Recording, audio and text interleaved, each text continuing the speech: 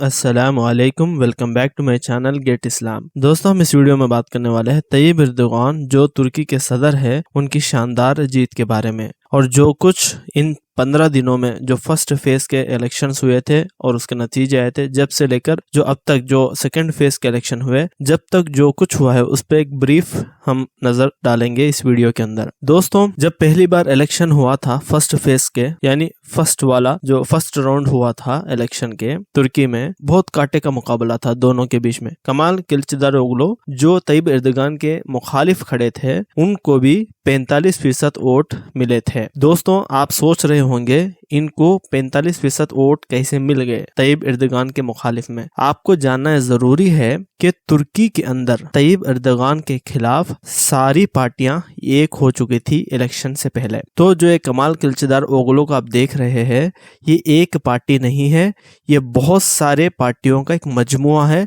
उसका एक चेहरा है। दोस्तों, तय्यब एर्दोगान ने भी चंद पार्टियों के साथ इत्तेहाद किया था, लेकिन जैसे कमाल किलिचदारोग्लू ने जो सारी पार्टियों को मिला के एक इत्तेहाद किया, ऐसे लग रहा था सारी मीडिया में, सारी यूरोपियन और अमेरिकन मीडिया में ये बताया जा रहा था फर्स्ट राउंड के इलेक्शन से पहले कि तय्यब एर्दोगान हार जाएंगे। लेकिन उसके बरक्स तय्यब एर्दोगान ने शानदार लीड रखी थी। दोस्तों, आपको जानना जरूरी है, तय्यब एर्दोगान फर्स्ट राउंड में भले हार गए हो, लेकिन वो जीते हैं पार्लियामेंट के सीटों की अक्सरियत में। दोस्तों, एक इन्फॉर्मेशन आपके लिए ये भी है, जो इलेक्शन फर्स्ट फेज में हुआ था, फर्स्ट राउंड में हुआ था, जब दो इलेक्शन हुए थे, दो चीजों के लिए चुना जा रहा था। एक था पार्लियामेंट की सीटों के हवाले से और दूसरा था प्रेसिडेंट के हवाले से। दोस्तों, तय्यब एर्दोगान ने फर्स्ट राउंड में ही पार्लियामेंट के अंदर अक्सरियत हासिल कर ली है, लेकिन प्रेसिडेंशियल इलेक्शन में, सदारती इलेक्शन में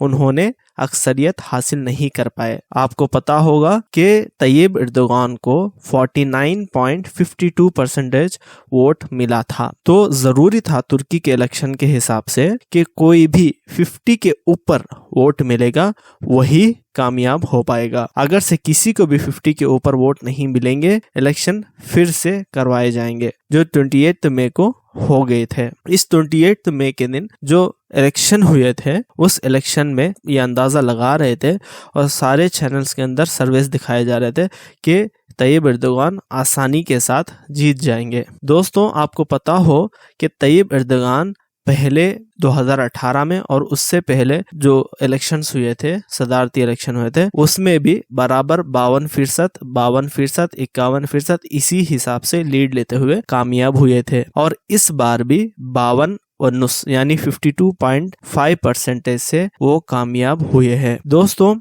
ये बताया जा रहा था कि ये जो इलेक्शन हुआ है, ये बहुत बड़ा इलेक्शन है, यानी तुर्की के इतिहास में सबसे बड़ा इलेक्शन हुआ था, क्योंकि ये एक दो विचारधारा यानी दो सोच की लड़ाई थी। ये एक सोच है तय्यब एर्दोगान की, जो इस्लामिक कानून को लाने की बात करते थे, और दूसरी सोच के सेक्युलरिज्म की, लिबरल्स की, जो सेक्युलरिज्म पे ज्यादा फोकस करते थे। सारे लोग ये मान रहे थे कि तय्यब एर्दोगान जीत जाएंगे।